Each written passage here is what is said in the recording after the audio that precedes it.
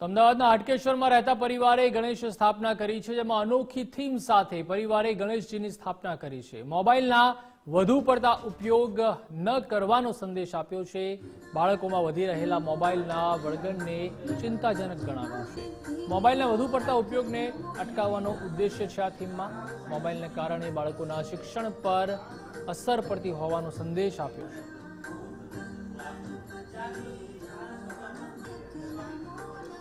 અવનવી થીમ કરું છું અને ગણપતિ દાદા જ્યારે પણ આવે છે તેમની સાથે સાથે સારો સંદેશ મોકલું છું। અને આ વખતે મને એવું યોગ્ય લાગ્યું કે અત્યારે એનો જે માહોલ છે, જે અત્યારે ક્રેઝ છે, છોકરાઓ બાળકો વધારે પડતા મોબાઈલ જે યુઝ કરે છે, કારણ કે એકચ્યુઅલીમાં એવું હતું કે કોવિડ વખતે એવી સિચ્યુએશન આવી હતી કે આપણે ઓનલાઈન ભણતરનું ખાસ આવેલું, તો હવે બાળકો ઓનલાઈન ભણતર કરતાં સાથે ગેમ વગેરે વધારે પડતું એને યુઝ કરવા લાગ્યા છે। એટલે એ કહેવાનો મતલબ કે મોબાઈલનો ઉપયોગ ઓછો કરવો જોઈએ। અમારા થીમનો ભાવ એ જ છે। તો આપણું અમદાવાદ થીમ પર ગણેશજીની સ્થાપના કરવામાં આવી, જેમાં વિંજોલ વિસ્તારમાં ગણેશ પંડાલે અનોખી થીમ પર વર્લ્ડ હેરિટેજ સિટી અમદાવાદના મોડલ તૈયાર કર્યા છે। અલગ અલગ થીમ પર ગણેશ પંડાલ તૈયાર કરાયા છે। સારથી હેરિટેજ ગ્રુપના યુવાનોએ પંડાલ તૈયાર કર્યું છે। યુવાનોએ 30 થી 35 દિવસ મહેનત બાદ પંડાલ તૈયાર કર્યું। ભદ્રકાળી મંદિર, 3 દરવાજા, ઝૂલતા મિનારાની ઝાંખી તેમાં દર્શાવવામાં આવી છે। તો ગાંધી આશ્રમ, પતંગ હોટલ, નરેન્દ્ર મોદી સ્ટેડિયમ, એરપોર્ટની પણ ઝાંખી કરાઈ છે। અદ્ભુત ગણપતિ અને પંડાલના દર્શન કરવા લોકો ઉમટી રહ્યા છે। ઇકો ફ્રેન્ડલી ગણેશ પંડાલ બાળકો માટે આકર્ષણનું કેન્દ્ર બન્યું છે।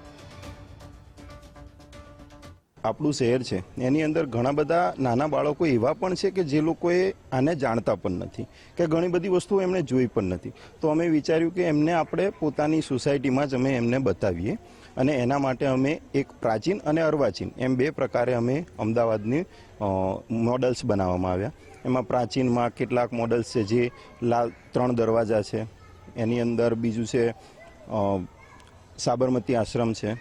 આ બધા પ્રાચીન અને અર્વાચીનની અંદર કેટલાક અટલ બ્રિજ છે, નરેન્દ્ર મોદી સ્ટેડિયમ છે, પતંગ હોટલ છે, આ બધા બનાવવામાં આવ્યા છે। તો આબેહૂબ અમદાવાદ આખું કંડારેલું અહીંયા હતું, જેમાં મેં જોયું આપણું સરદાર પટેલ એરપોર્ટ, નરેન્દ્ર મોદી સ્ટેડિયમ સાથે આપણું અમદાવાદની નવી ઓળખ સમાન આપણો અટલ બ્રિજ જે જોયું તો મને એમ લાગ્યું કે આ તો કોઈ માઇક્રો આર્ટિસ્ટ જ આ બધું કરી શકે, પણ આ જે બી મિત્ર મંડળ છે એમને એવું આબેહૂબ અમદાવાદનું અહીંયા એક રજૂઆત કરી છે કે જોવાની અમને પણ મજા આવે છે, અને ઘણા બહારથી બી ઘણા ભક્તો આ જોવા માટે અહીંયા નિહાળવા માટે અત્યારે આવી રહ્યા છે। શહેરમાં ગણેશ ઉત્સવની રંગત જામી છે, ત્યારે સારથી જે ગ્રુપ છે, સારથી હેરિટેજ ગ્રુપ દ્વારા એક સુંદર ગણેશ પંડાલનું આયોજન કરવામાં આવ્યું છે, જેમાં મારું અમદાવાદ થીમ ઉપર સમગ્ર અમદાવાદને જોડતા જે દ્રશ્યો છે તે તૈયાર કરવામાં આવ્યા છે, જેમાં નરેન્દ્ર મોદી સ્ટેડિયમ હોય, પૂર્વ અને પશ્ચિમ વિસ્તારને સૌથી જોડતો હેરિટેજ જે એલિસ બ્રિજ છે, સાથે નરેન્દ્ર મોદી સ્ટેડિયમ, તદુપરાંત જે છે જે સીએનજી પંપ હોય કે પછી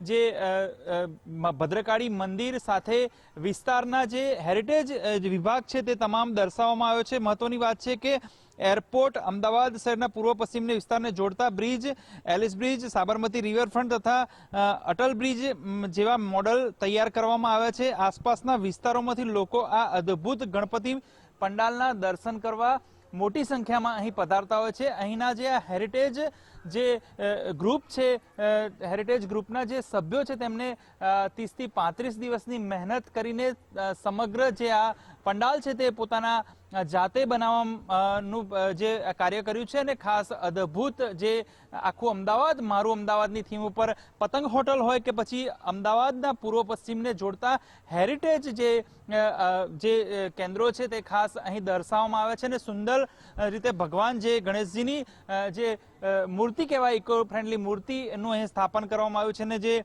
સભ્યો દ્વારા આખું ઇકો ફ્રેન્ડલી જે ગણેશ સ્થાપના કરવામાં આવી છે અને પંડાલ તૈયાર કરવામાં આવ્યું છે, ને આ પંડાલમાં આસપાસના લોકો દૂર દૂરથી દર્શન કરવા આવી રહ્યા છે। કેમેરા પર્સન યોગેશ ઠક્કર સાથે સચિન કડિયા, ગુજરાત ફર્સ્ટ, અમદાવાદ।